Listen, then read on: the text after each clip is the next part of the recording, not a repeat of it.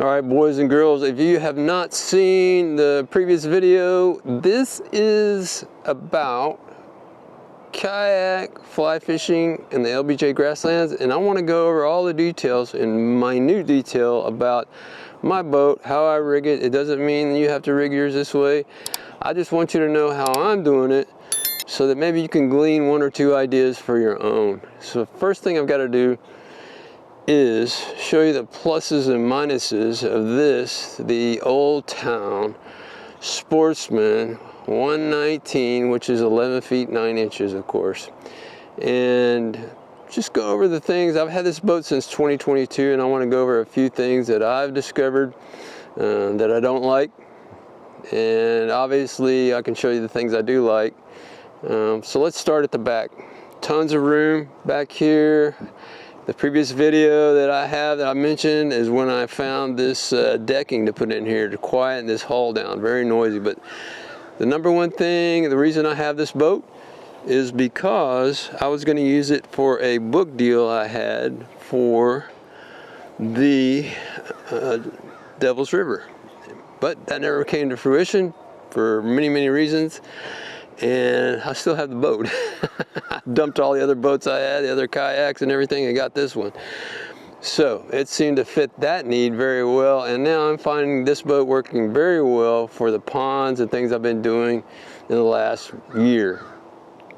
Tons of room, payload, total load weight 300 pounds. So it'll hold a lot of weight, a lot of room, more than any kayak you could find. This is basically a canoe with a seat stuck in it. So that's what it is.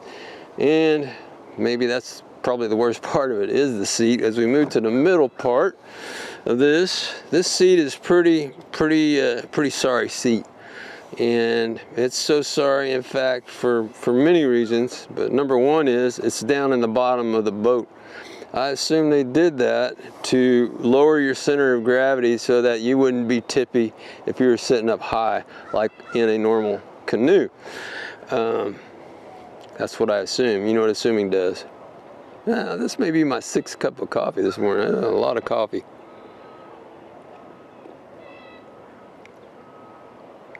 But let me just take a break right here and tell you, there's going to be a bunch of chapters to this. This is just orientating you towards this boat.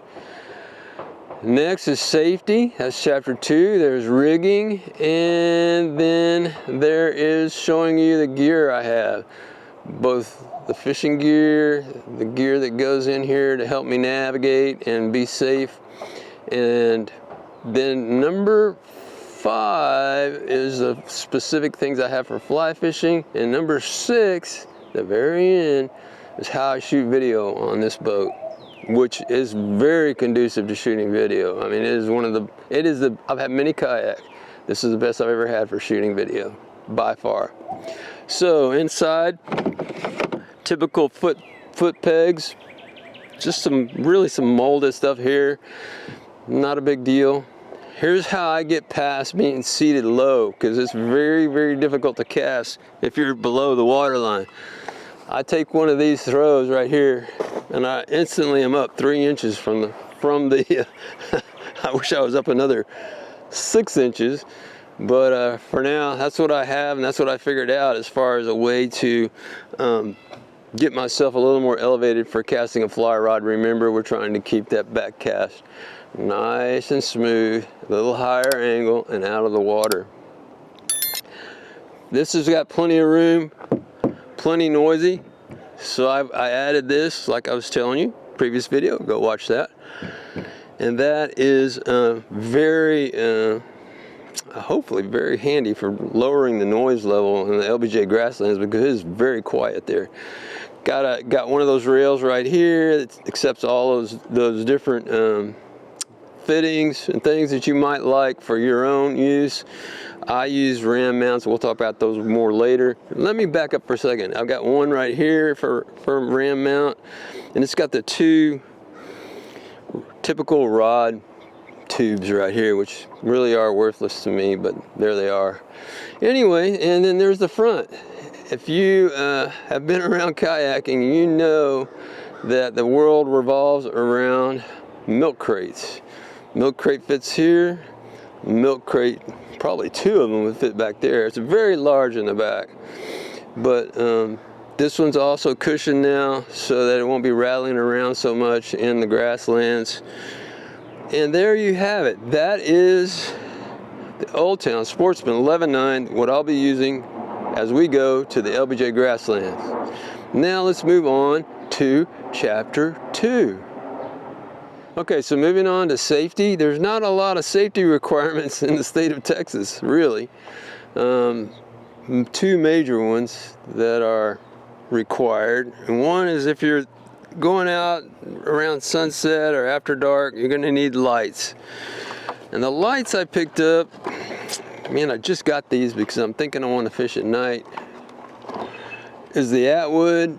I'll put a link down on the bottom. They look pretty hokey to me. They look pretty wimpy to me, but maybe that's what it's all about. You know, kayaking, you don't want to load yourself down with too much weight and too much gear. I don't know about these, but anyway, that's what I have. You can break those out and I'll let you know about them later. Most important though, your own PFD, you do not want a self-inflate, one of those small ones, because you're gonna get wet and you're gonna set it off. And that's going to cost you $20 to $30. So, regular kayaking PFD. I've had this one for 20 years. It's been great. It's still good. And you'll find that with fishing PFDs, they have a lot of compartments you can use. This one has a layout right there. This one may have even originally been intended for fly fishing. I don't know, but it's been good to me. It's a Stolquist. Next thing you need, whistle. And that will be the things that anybody that stops you is looking for, is PFD and whistle primarily. You might even carry flares if you're going a long ways offshore. It's up to you. Safety is really in your own responsibility. I can feel this is wearing out. The interior line, I'm just now feeling it. The inside is cracking up in there, so it's getting soft and crumbly, but it'll still float me. So that's it. That's what I have. Very adjustable. I think this is a large. Stolquist, good stuff. I don't know if they're still in business or not, but that's what I have. And the crate, of course, you know. Gotta have the crates. You don't want just any old crate, in my opinion. These are true, actual milk crates, and they have a tighter fit when you stack them on top of each other. Makes a big difference when you're stacking, when you're at home, and when you're packing things away. So that's how that works. This is safety in a nutshell, and it really is just a nutshell. You just don't need a whole lot. Oh, one other thing I have that I got when I was in the salt so much, I've got a watch, and that watch is my add-on safety feature. It costs, you know, quite a bit of money, but I feel very safe because it actually phones too, so I'm pretty happy with that, and I wear it everywhere I go. You might notice. All right, that is it for safety. Now we get into the real complications of rigging. All right, so when it comes to rigging a kayak, the way I look at it is, rigging is permanent or semi-permanent alterations that you do to your boat. For me, I've erred on the side of not enough changes to this boat. I haven't done enough to it, really. I have nothing to hold my paddle, and so I always am struggling with that. I'll figure that out. And the only thing I've added physically to this boat is one ram mount, or one slide-in mount. It's not really a ram mount back here that I can slide a ram rod holder into back here. I'll show you that later. But other than that, and the new decking in here, this boat is unchanged. What I would do for permanent rigging would be put a set of cleats on here, to put a weave of bungee cord across here to hold everything in. That's so in case you turn over, nothing falls out.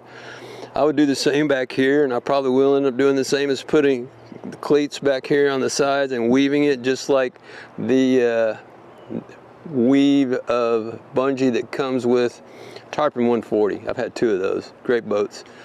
So that's the only thing. There's not much rigging that I've done here. Oh, one thing, removable. Hey, you got to have a fly line mat to keep your line in the boat and organized. You know where to find those. You know where to get those. All right, that's what I know about rigging on this boat. Tell me what you do to yours, because I know that some people make permanent changes to their boats that are much more drastic than what you see here, which is very vanilla and very simple. The one thing I believe in rigging, hard rigging like that, is the KISS rule.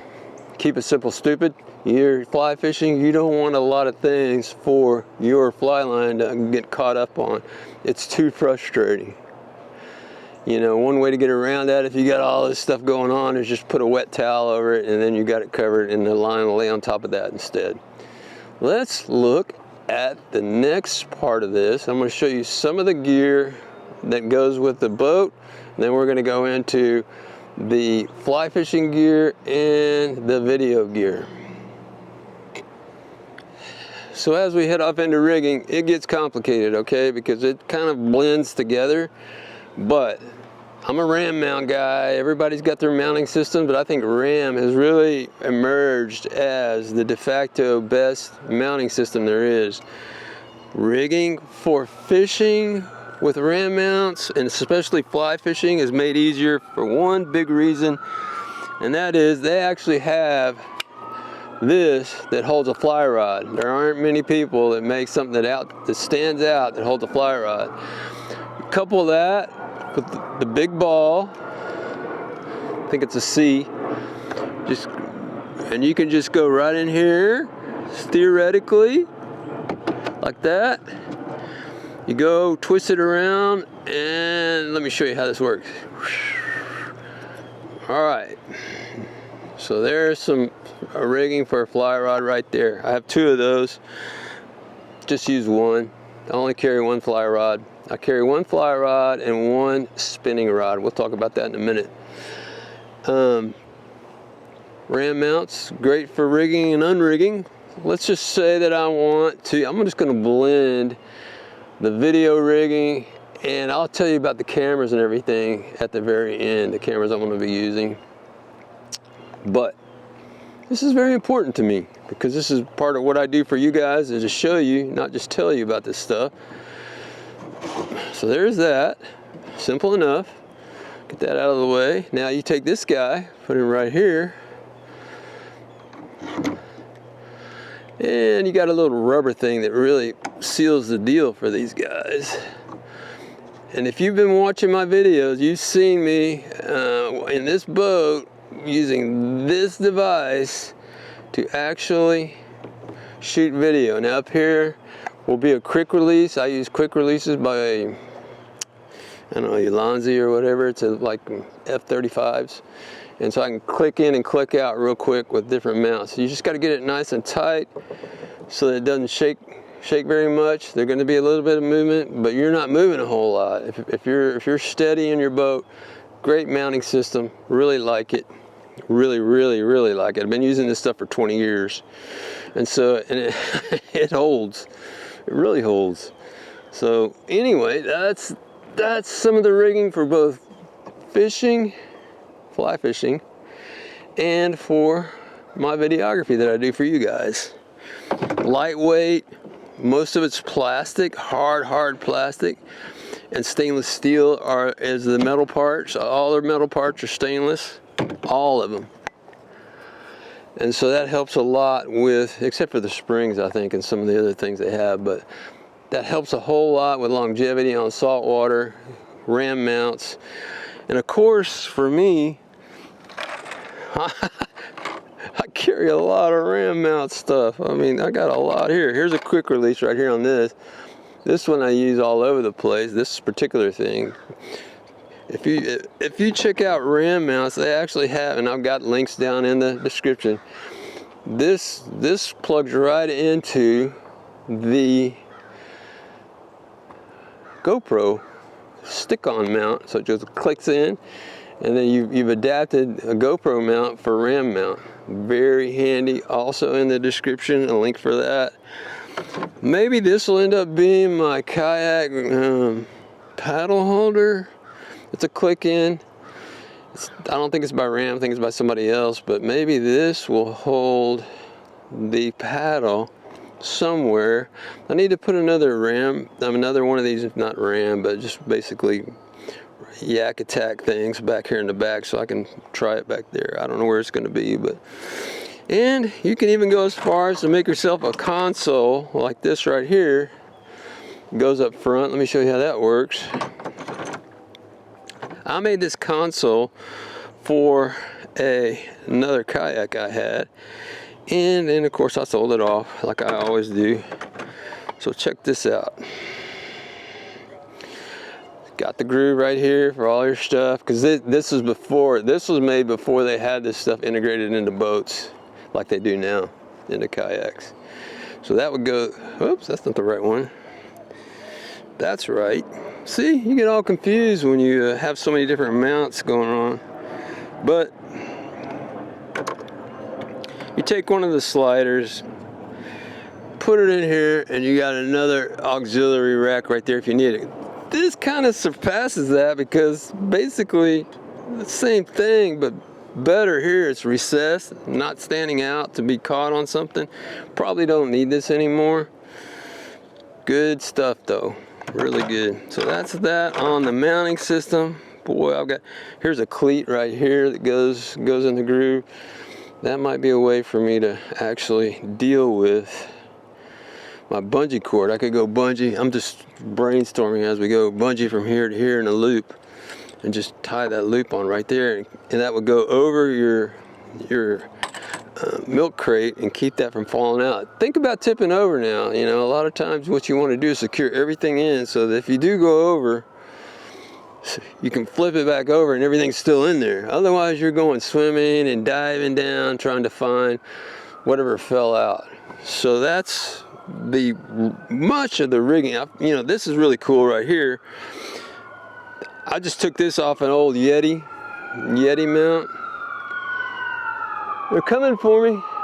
I didn't do it. Jeez, man, I live in a city now. I'm sorry, folks.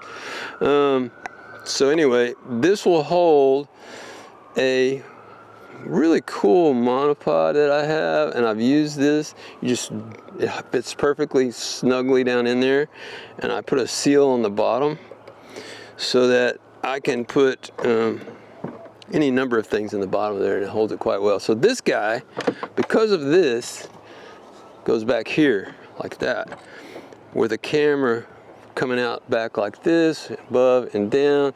And let me just show you the camera real quick. This is one of my cameras, my main camera these days. This is the X5 Insta 360, and it has just been the most fantastic camera I've ever owned for this purpose. And this is where it goes. It goes right here. You can turn this any way you want. Oh, it's got good grip. Now this stuff's got good grip in it. Boom, right in there like that. Go up like this, as high as you want. It's leaning, so it's tilting.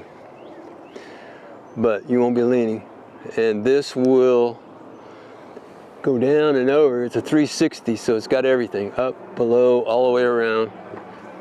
Fantastic camera. This is the camera you're gonna see most often. I carry a couple other cameras, but now I'm just taking you all the way through video as well. This little guy right here is pretty great, MT89. It extends up way high.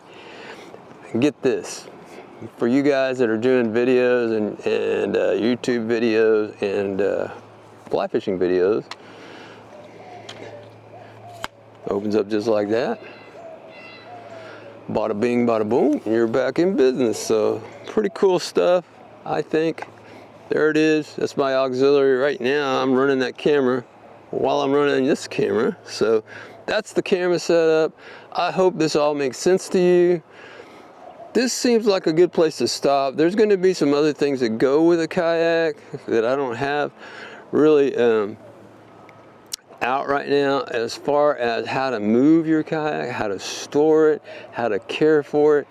That's a separate video all into itself. This is what you're gonna be experiencing with me if you ride along with me to the LBJ Grasslands in 2026, this spring, late spring, we're getting mid and late spring already, and summer of 2026. So this is it. The Sportsman 11.9 is going to be my main mode of transportation. You know, one thing about it that I didn't mention is the gunnels here, they're kind of, I think it's wood wrapped in plastic or something like that.